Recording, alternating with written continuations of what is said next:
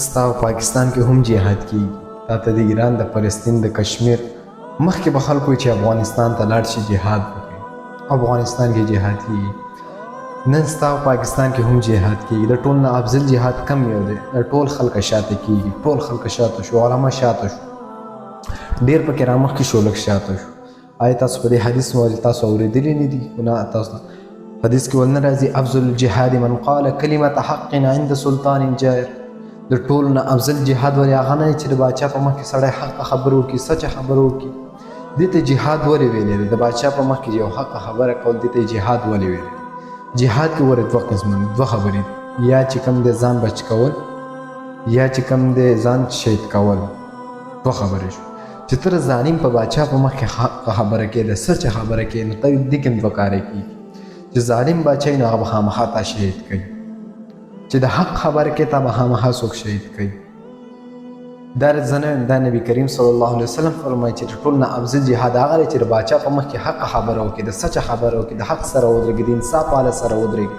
دا ټول نه افضل جهاد دی. دا زنان د حدیث آی دې حدیث باندې ول ستاسو دغه نشته. نن پر ټول ځایونو کې وګورئ ولې ظلم نه دی روان، انصاف نه میلاویږي خلکو ته. زمونږ ورور ریحان زیب چې کله شهید کړی شو، ولې دی به د حق خبره کول، د سچ خبره به کوله، ولې دا شهید نه کړو. داسې نور کوم علما دي علما شهیدان نه کړي چې کوم د حق سره ودرېږي خامخا هغه شهیدان کېږي. یاد ساتئ شهید چې کوم دی د شهید ته ډېر لوی مقام دی. هر یو کس د حق سره ودرېږي، د سچ سره ودرېږي، د انصاف والا سره ودرېږي. چې د باچا سره ودرېږي د حق د انصاف والا سره ودرېږي. چې د حق خپل غواړي ته به خامخا شهید کېږي. انسان چې کوم دی د مرګ خامخا ور انسان لیکلی، هر یو انسان به مري. چې کوم یو انسان الله پیدا کړی دی کوڅه لرونکی چې سای پکې ایښي راغلی، الله رب العزت به خامخا د دې دنیا نه بیلیږي. څومره چې انبیا راغلي هغه هم د دې دنیا نه تللي دي، څومره چې انسان راځي هغه هم د دې دنیا نه ځي. د مرګ نه بچ کېدل نشته. همیشه سچ ووښئ چې مرګ د شهادت مرګ هغه برته نصیب شي کنه، خو د حق او د سچ په د ظالم په مخ کې یو حق خبره کوي خامخا به تا شهید کوي. د انصاف نه کار اخلي، د مرګ نه سم بچ کېدل نشته.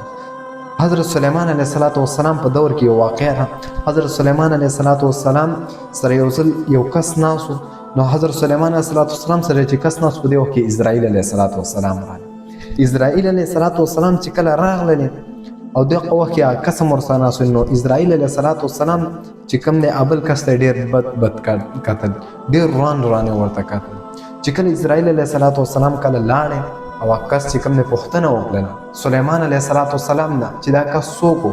چې کله سلیمان علیه السلام ورته وویل چې دا خو پلانکې دا خو اسرائیل علیه السلام، حضرت سلیمان علیه السلام ته وویل چې ته هوا ته حکم وکړه، سیلې ته حکم وکړه چې دې نه ما لرې یوسي. هسې نه چې د اسرائیل علیه السلام ما ته ډېر روان کتل، هسې نه چې ما پسې راشي. چې کله چې هغه هوا ته حکم وکړو ډېر لرې هوا یوړو هلته دا پرېښوسو، نو چې کله سلیمان علیه السلام د بیرته اسرائیل علیه السلام راغلی او پوښتنه یې وکړه چې ای اسرائیل علیه السلام ستا چې مخکې راغلی وي هغه کس وي چې دې ما ته ډېر روان کتل او ډېر په بد انداز کې راته کتل، دا ولې؟ نو اسرائیل علیه السلام ورته وویل چې د دې وخت ډېر کم او دا چې کم دی د تقریبا د څومره مزل 40 ورځې یا یو میاشت مزل و، دومره لرې دغه مزل و او دومره دې وخت کې ستاسو سره او دې وخت ډېر کم و، انتهایي کم و. نو زه دې ته ما بد په دې کتل، دا ولې کتل؟ نو هغه ورته وویل چې د دې وخت انتهایي کم او دا چې کم دی ستا سره او د دې دومره سفر مخکې پروت و، تقریبا 40 ورځې یا یو میاشت مزل او چې دې ته ما کله وکتل نو دې چې کم دی ستا سره. ما ورته ځکه بد کتل چې دا یو آیا دا هغه کس دی. نو چې کله هغه وخت رالی زه هلته لاړم نو دا کس هلته موجود و. نو د خبرې مقصد مې صرف دا دی چې انسان چې دی په کوم ځای کې له مرګ لیکلی په هغه ځای کې به مرګ راځي. دې کس دا سوچ چې اسرائیل علیه السلام دې وخت کې ما ته بد ګوري، زه دې ځای نه لاړ شم. نو هغه کس د دې هغه ځای نه لاړی لرې ځای ته. نو مقصد مې صرف دا دی چې کوم وخت کې مرګ د انسان مقرر دی، مرګ نه چې کوم دی یو قسم نه بچ کېږي. همیشه د انصاف سره ودرېږئ، د حق او د سچ سره ودرېږئ. په دې حدیثونو باندې عمل کول پکار دی. آیا د انصاف د ظالم باچا په مخ کې یو حق خبره کول پکار دی، د سچ خبره کول پکار دی. مرګي اسې هم مرګي، خو مرګ د شهادت غواړي، هر یو کس مرګ د شهادت غواړي. داسې نه چې د واشروم کې له مرګ راشي. چې مرګ راځي نو تاسو له پکاره موږ تاسو له پکاره چې د شهادت مار مونږ له راشي. الله تعالی دې مونږ ټول له د شهادت مرګ راکړي، ټول مرګ شهادت خامخا غواړي. والسلام علیکم ورحمة الله وبرکاته.